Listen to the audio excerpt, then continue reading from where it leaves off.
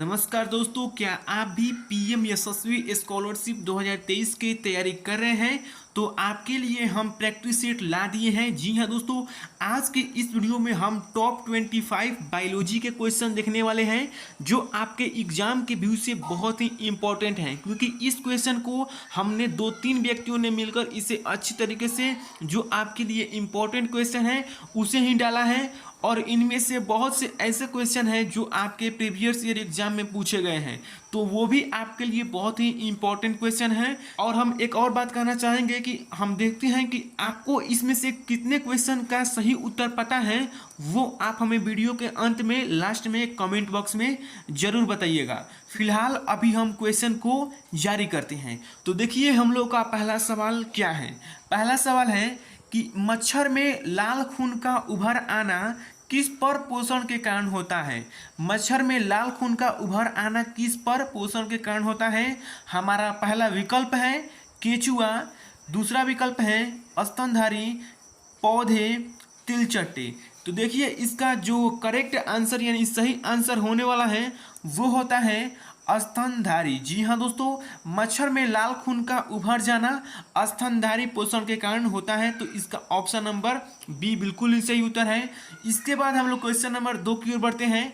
देखिए गाइस, हम क्वेश्चन आप थोड़ा फास्टली करेंगे क्योंकि हम लोग को बहुत सारे क्वेश्चन का प्रैक्टिस करना है। तो देखिए दूसरा क्वेश्चन क्या है। दूसरा क्वेश्चन है कि कृत्रिम गुर्दा निम्नलिखित में से किस सिद्धांत पर कार्य करता है?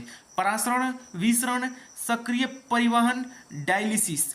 तो कृत्रिम गुर्दा ये डायलिसिस के सिद्धांत पे कार्य करता है, तो इसका option number D, question number 2 का ऑप्शन नंबर डी बिल्कुल ही सही उत्तर है। तो चलिए इसी के साथ हम लोग तीसरे नंबर क्वेश्चन की ओर बढ़ते हैं। तो देखिए तीसरा क्वेश्चन है कि सामान्य व्यक्ति में दिल की धड़कन की औसत दर होती है। सामान्य व्यक्ति में दिल की धड़कन की औसत दर होती है। ऑप्शन नंबर 1 है 82, 72, 92, 90। तो देखिए ये बहुत ही आसान क्वेश्चन है और इस क्वेश्चन का आंसर हम आपसे कमेंट बॉक्स में चाहते हैं। इस क्वेश्चन का आंसर हम नहीं बता रहे हैं, आप हमें कमेंट में बताइए क्योंकि ये बहुत ही आसान क्वेश्चन है। चलिए इसी के साथ हम लोग क्वेश्चन नंबर 4 की ओर बढ़ते हैं। चौथा क्वेश्चन है ऑक्सीजन है, कार्बोहाइड्रेट है, एंजाइम है, वसा है कि हार्मोन है? तो ऑक्सीजन एक प्रकार का एंजाइम है। जी हाँ दोस्तों, ऑक्सीजन एक एंजाइम है। चलिए पांचवें नंबर क्वेश्चन की ओर बढ़ते हैं। क्वेश्चन थोड़ा फास्टली कर रहे हैं क्योंकि हमें बहुत सारे क्वेश्चन का प्रैक्टिस करना है। पांचवा नंबर क्वेश्चन है कि छिली हुई सब्जियों को धोने से कौन सा विटामिन निकल जाता है? Vitamin C, vitamin A, vitamin B, vitamin D. तो छिली हुई सब्जियों को धोने से विटामिन सी निकल जाता है। जी हाँ दोस्तों, विटामिन सी छिली हुई सब्जियों को धोने से निकल जाता है, तो ऑप्शन नंबर ए बिल्कुल ही सही उत्तर है। चलिए क्वेश्चन नंबर 6 है कि निम्नलिखित में से कौन सी व्याधि आनुवांशिक है? हीमोफीलिया, कैंसर, इनमें से कोई नहीं, पेचिस। तो क्वेश्चन नंबर 6 का ऑप्शन नंबर ए, जी हाँ दोस्तों, हीमोफीलिया इसका राइट आंसर होने वाला है। व्याधि आनुवंशिक की बात करें तो हीमोफीलिया होगा।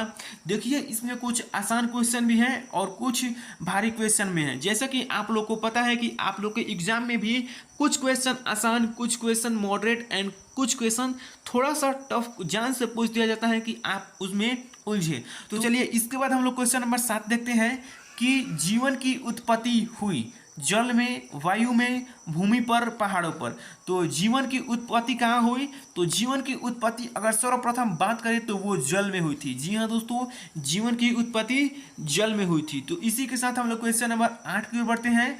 आठवां क्वेश्चन देखते हैं कि क्या है। आठवां क्वेश्चन है कि औषधि की वह शाखा जिसमें संश्लिष्ट रासायनिक यौगिकों को शामिल किया जाता है कौन सी है? यूनानी, होम्योपैथी, आयुर्वेद, एलोपैथी। तो औषधि की वह शाखा जिसमें संश्लिष्ट रासायनिक यौगिकों को शामिल किया जाता है वह एलोथेरेपी है। जी हाँ दोस्तों, ऑप्शन नंबर डी, एलोथेरेपी में रासायनिक यौगिक को शामिल किया जाता है। तो इसी के साथ हम लोग क्वेश्चन नंबर 9 की ओर बढ़ते हैं। 9वां क्वेश्चन है कि हाइड्रा का प्रचलन अंग है। हाइड्रा का कौन सा प्रचलन अंग है? टेंटेकिल्स, कुटपाद, सिलिया या नन ऑफ दीज। तो हाइड्रा का प्रचलन अंग की बात करें तो टेंटेक्लिस है। जी हाँ दोस्तों, टेंटेकिल्स इसका राइट आंसर होने वाला है। इसी के साथ हम लोग अब नेक्स्ट क्वेश्चन 10वें नंबर पे आ गए हैं। 10वां नंबर क्वेश्चन को देखिए। निम्नलिखित में से कौन सी एक अंतःस्रावी ग्रंथि पीयूष ग्रंथि से स्वतंत्र कार्य कर सकती हैं। मैं फिर से एक बार क्वेश्चन पढ़ रहा हूँ क्योंकि ये क्वेश्चन इस साल के लिए आप लोग वीवीआई कर लीजिएगा। ये बहुत ही अच्छा क्वेश्चन है कि निम्नलिखित में से कौन सी एक अंतःस्रावी ग्रंथि पीयूष ग्रंथि से स्वतंत्र कार्य कर सकती है। औटू, अधिवृक्क, परावटु, जनन ग्रंथि। तो क्वेश्चन नंबर 10 का परावटु, जी हाँ दोस्तों, परावटु इसका राइट आंसर होने वाला है। तो इसी के साथ अब हम लोग क्वेश्चन नंबर 11 की ओर बढ़ते हैं। 11 नंबर क्वेश्चन देखिए, बहुत ही अच्छा क्वेश्चन है कि छात्रों की अभिव्यंजना शक्ति और शैली की जांच के लिए आप कौन से उपाय अपनाएंगे। उनसे प्रश्न करके उनका उत्तर लेंगे, ये सभी उनको प्रश्न देकर उनका उत्तर लिखने को कहेंगे, उनको वस्तुनिष्ठ प्रश्न गृह कार्य के लिए देंगे। तो क्वेश्चन नंबर 11 का जो सही उत्तर होने वाला है वो होगा ऑप्शन नंबर ए। जी हाँ दोस्तों, उनसे प्रश्न करके उनका उत्तर लेंगे। और इसी के साथ हम लोग क्वेश्चन नंबर 12 नंबर पर आ गए हैं। 12 नंबर क्वेश्चन है, जैव विकास को सर्वप्रथम किसने समझाया। Einstein, Newton, Lamarck, Darwin. तो जैव विकास को सर्वप्रथम किसी ने अगर समझाया था तो वो वैज्ञानिक लैमार्क थे। जी हाँ दोस्तों, जैव विकास को सर्वप्रथम लैमार्क ने समझाया था। तो क्वेश्चन नंबर 12 का ऑप्शन नंबर सी बिल्कुल ही सही उत्तर है। इसके बाद हम लोग क्वेश्चन नंबर 13 को देखते हैं। 13 नंबर क्वेश्चन को देखिए, सबसे बड़ा एक कोशिकीय जीव है। एसिटेबुलेरिया, एसिटोबैक्टर, यीस्ट, अमीबा। तो क्वेश्चन नंबर 13 का सही उत्तर यीस्ट होने वाला है, यानी कि ऑप्शन नंबर सी। क्वेश्चन का 13 नंबर सी, यानी कि सबसे बड़ा एकोस्की अगर कोई जीव है तो वो है यीस्ट। इसी के साथ हम लोग क्वेश्चन नंबर 14 पे आ गए हैं। एंड 14 नंबर क्वेश्चन को देखिए, सबसे विशाल स्तनपायी जीव कौन सा है। ऊंट है, हाथी है, नीली हवेल है या मनुष्य है। तो सबसे विशाल जीवित स्तनपायी जीव अगर कोई है तो वो है नीली हवेल। जी हाँ दोस्तों, ये हाथी से भी बड़ी होती है, तो इसका ऑप्शन सी बिल्कुल ही सही उत्तर है, नीली हवेल। चलिए 15 नंबर क्वेश्चन की ओर बढ़ते हैं। 15 नंबर क्वेश्चन है कि जापान में लोग किसे लाइकोन को सब्जी के रूप में खाते हैं। परमेलिया, रोसेल, ये सभी इंडोकार्पन। तो क्वेश्चन नंबर 15 का सही उत्तर इंडोकार्पन होने वाला है। जी हाँ दोस्तों, क्वेश्चन नंबर 15 का सही उत्तर इंडोकार्पन होगा। इसी के साथ अब हम लोग क्वेश्चन नंबर 16 के ऊपर आ गए हैं। देखिए 16 नंबर क्वेश्चन क्या है, निम्नलिखित में से मनुष्य के शरीर में पाई जाने वाली कौन सी ग्रंथि वाहिनी विहीन है। गुर्दा, पसीने की ग्रंथि, अंतःस्रावी ग्रंथि, यकृत। तो क्वेश्चन नंबर 16 का जो सही उत्तर होने वाला है वो होगा ऑप्शन नंबर सी, अंतःस्रावी ग्रंथि, यानी कि शरीर में पाई जाने वाली वाहिनी विहीन अंतःस्रावी ग्रंथि होती है। तो इसका ऑप्शन नंबर सी बिल्कुल ही सही उत्तर है। इसी के साथ हम लोग क्वेश्चन नंबर 17 के ऊपर आ गए हैं। 17 नंबर क्वेश्चन को देखिए, एपिडेमियोलॉजी किसके अध्ययन से संबंधित है। उपरोक्त में से कोई नहीं, महामारी रोग, डर्मिस रोग, इंडोडर्मिस रोग। तो क्वेश्चन नंबर 17 का सही विकल्प ऑप्शन नंबर बी, यानी कि महामारी रोग होगा। जी हाँ दोस्तों, एपिडेमियोलॉजी किसके अध्ययन में से संबंधित है, तो महामारी रोग से संबंधित है। इसी के साथ चलिए अब हम लोग अगले क्वेश्चन की ओर बढ़ते हैं। तो चलिए अब हम अगले क्वेश्चन को देखते हैं। अगला क्वेश्चन 18 नंबर है। 18 नंबर कौन सा क्वेश्चन है कि नागफनी में प्रकाश संश्लेषी कार्य होता है। शलकंद द्वारा, धनकंद द्वारा, पर्णकाय स्तंभ द्वारा या इनमें से कोई नहीं। तो इसका जो सही उत्तर होगा वो होगा पर्णकाय स्तंभ द्वारा। देखिए ये गाइस, आप लोग को क्वेश्चन थोड़ा सा हार्ड लग रहा होगा, लेकिन ये क्वेश्चन ऐसे क्वेश्चन ही आपके एग्जाम में पूछे जाते हैं। तो इन सभी क्वेश्चन का आप लोग प्रैक्टिस कीजिए, आप लोग घबराइए नहीं, आप बिल्कुल ही सही क्वेश्चन की तैयारी कर रहे हैं। चलिए 19 नंबर क्वेश्चन है कि निम्न में से सबसे छोटा जीव है। माइकोप्लाज्मा, जीवाणु, यीस्ट, विषाणु। तो अगर सबसे छोटे जीव की बात करें तो वो ऑप्शन नंबर ए माइकोप्लाज्मा होता है। जी हाँ दोस्तों, सबसे छोटा जीव कौन सा है, तो वो माइकोप्लाज्मा है। इसका ऑप्शन ए बिल्कुल ही करेक्ट आंसर है। 20 नंबर क्वेश्चन के ऊपर हम लोग आ चुके हैं। आधुनिक एंटीसेप्टिक सर्जरी का जनक कौन है। लिस्टर, जेनर, पास्चर या हॉर्वे।